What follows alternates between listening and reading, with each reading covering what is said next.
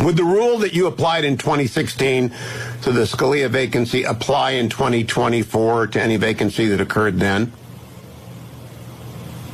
Well, I think in the middle of a presidential election, if you have a Senate of the opposite party of the president, you have to go back to the 1880s to find the last time a vacancy was filled.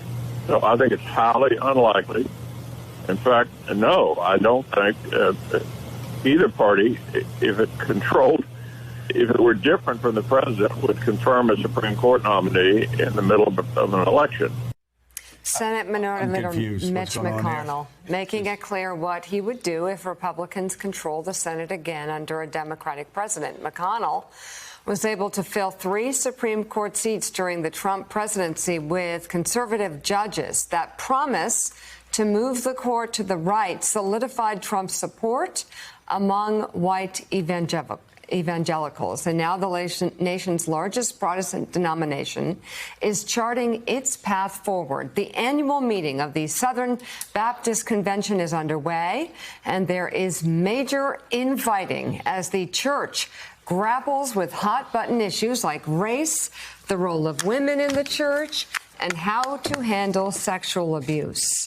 Joining us now, national correspondent covering faith and politics for the New York Times, Elizabeth Dias joins us. Good to have you with us. Elizabeth, thanks so much for being with us. I'm not sure. Am I the only one that grew up in Southern Baptist Church? Anybody? I thought so. Okay, very good. So, I've been talking through the years to Russell Moore about the Southern Baptist Church. And Russell, of course, was investigating sexual abuse in the church, but also became persona non grata when he was critical of Donald Trump. He was. And here was a traditional Southern Baptist, basically got driven from the church. Yeah, well, the denomination's really changing. And what we're seeing, they're all gathering in Nashville this week.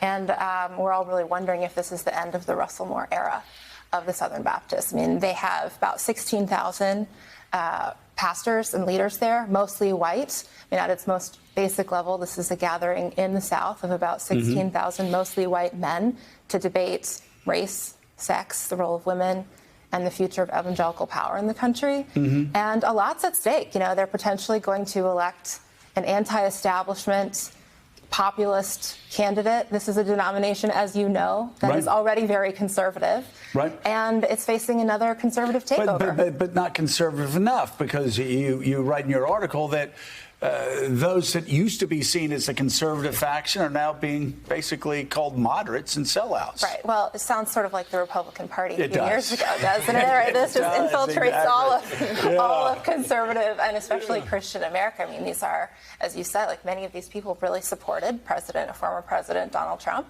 And the legacy of that is unfolding. I mean, this is a cultural revolution. What's the pirate thing? Tell me about this pirate thing that's going on in Nashville this week. It's true, I know. What's the Southern Baptist Convention without pirates and pirate flags and skull and crossbones? But seriously, there are supporters of this anti-establishment candidate and basically conservative insurgency.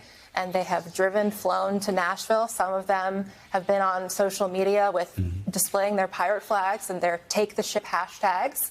And they mean business. Because they're suggesting that the convention has drifted? They're saying the convention has drifted. A lot of them are very upset about critical race theory.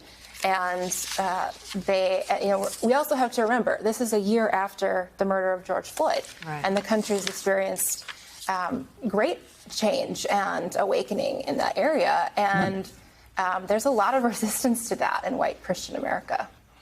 A national correspondent covering faith and politics for the New York Times, Elizabeth Dias, thank you very much. Come back. Thanks so much. Lots to talk about. Appreciate it. By the way, we're going to be back here tomorrow in Washington with full coverage of the Biden-Putin summit, a lot of which should be happening right in the middle of Morning Joe, given the time change, right? Yeah, I think so. Okay. I think so. That should be fun. What are you doing on the Hill today?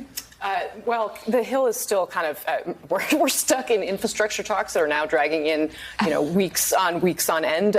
So I'm looking for more reaction to Bernie Sanders basically saying, look, I don't want to do this anymore. Find out about that. I'm not going to the Hill today. I'm working from home, and that's been the case for a year and a half. Okay. A millennial. I'm dealing with Paul. restrictive COVID restrictions here. Oh, my Geriatric God. millennials. And Michael Steele, can I make a suggestion? Yeah. Go out Go and home. hug babies No, go in home. front of cameras. Yes. do that. That does it for us this morning. Chris Jansing picks up the coverage right now.